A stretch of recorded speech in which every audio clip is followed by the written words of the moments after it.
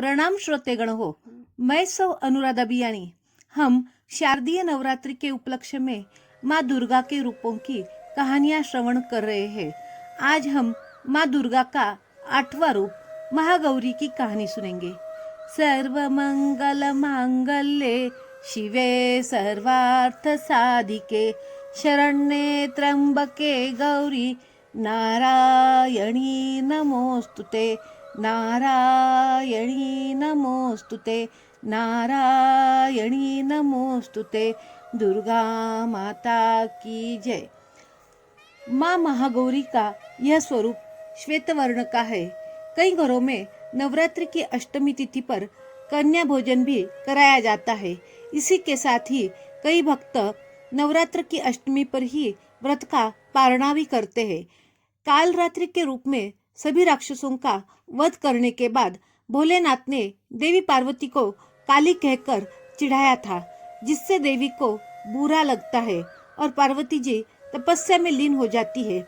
इस प्रकार वर्षों तक कठोर तपस्या करने पर भी जब पार्वती नहीं आती तो पार्वती को खोजते हुए भगवान शिव उनके पास पहुंचते हैं।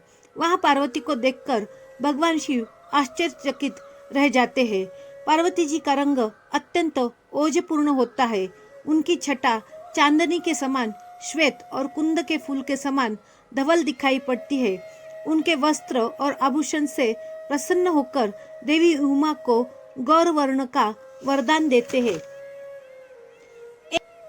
एक कथा अनुसार भगवान शिव को पति रूप में पाने के लिए देवी ने कठोर तपस्या की थी, जिससे इनका शरीर काला पड़ जाता है।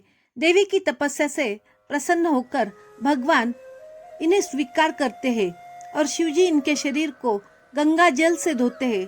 तब देवी विद्युत के समान अत्यंत कांतिमान गौरवर्ण की हो जाती है तथा तभी से उनका नाम गौरी पड़ा।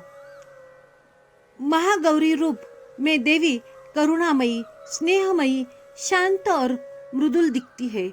देवी के इस रूप की प्रार्थना करते हुए देव और ऋषिगण कहते हैं, सर्वमंगल मांगल्ये शिवे सर्वार्थ साधिके शरण्ये त्र्यंबके गौरी नारायणी नमोस्तुते।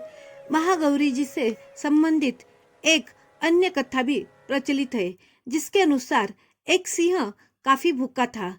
वह भोजन की तलाश में वहां पहुंचा जहां देवी उमा तपस्या कर रही होती है। देवी को देखकर सिंह की भूख बढ़ गई, परंतु वह देवी के तपस्या से उठने का इंतजार करते हुए वहीं बैठ गया। इस इंतजार में वह काफी कमजोर हो गया था। देवी जब तपस्या से उठी तो सिंह की दशा देखकर उन्हें उस पर बहुत दया आई और माँ उसे अपना वाहन बना लेती है, क्योंकि एक प्रकार से उसने भी तपस्या ही की थी। इसलिए देवी गौरी का वाहन बैल और सिंह दोनों भी है। माँ का स्वरूप भी श्वेत है।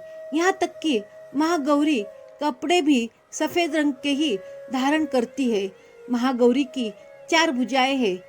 इनके ऊपर के दाहिने हाथ में अभय मुद्रा और नीचे वाले दाहिने हाथ में त्रिशूल विराजमान है। वहीं ऊपर वाले बाएं हाथ में डमरू, नीचे के बाएं हाथ में वर मुद्रा धारण करती है। माँ महागौरी की मुद्रा काफी शांत है। इनकी पूजा करने से सभी पापों का सर्वनाश होता है। माता को मोगरे के फूल चढ़ाए जाते हैं। माता को नारियल का भोग चढ़ाया जाता है। ये तो थी माँ महागौरी की कहानी। कल जानेंगे माँ सिद्धिदात्री की कहानी।